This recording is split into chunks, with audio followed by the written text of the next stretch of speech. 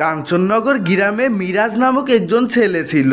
সে সুন্দরবনের পশু পাখিকে শিকার করে শহরে বিক্রি করে তা মোটা অঙ্কের টাকা কামাতো। তার টিমে ছিল তার দুই বন্ধু বিপ্লব আর সুজন। মিরাজ তার বন্ধুদের বারবারই ঠকিয়ে থাকতো। একদিন মিরাজের সাথে তার বন্ধুদের তুমুল ঝগড়া লাগে।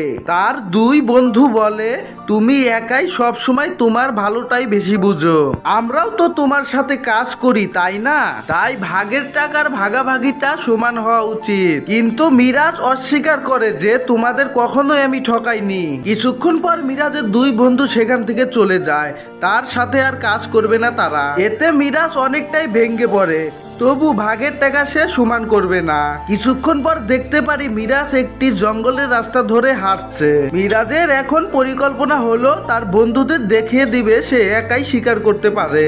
মিরাজ সুন্দরবনের একটি জায়গায় ফাঁদ পাতে এবং সেই ফাঁদের নিচে কিছুটা মাংস রেখে দেয়। যখনই কোনো পশু এই মাংস খেতে আসবে তখনই ফাঁদটি তার উপর পড়ে যাবে।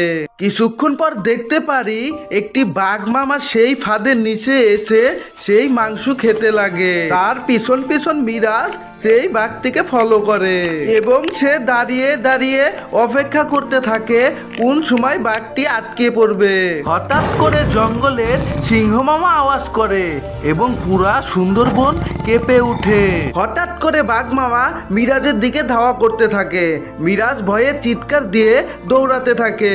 মিরাজ অনেকটা পথ দৌড়াতে দৌড়াতে আসার পর হঠাৎ করে পা ফসকে একটি জায়গায় পড়ে যায় এবং বাঘটি তাকে ছিন্ন ভিন্ন করে খেয়ে মেরে ফেলে। তো ছোট্ট বন্ধুরা, এই ভিডিওটি থেকে কি শিখতে পারলে কমেন্টে বলো, আর কখনো ভুলেও কাউকে ঠকানোর চেষ্টা কইরো না।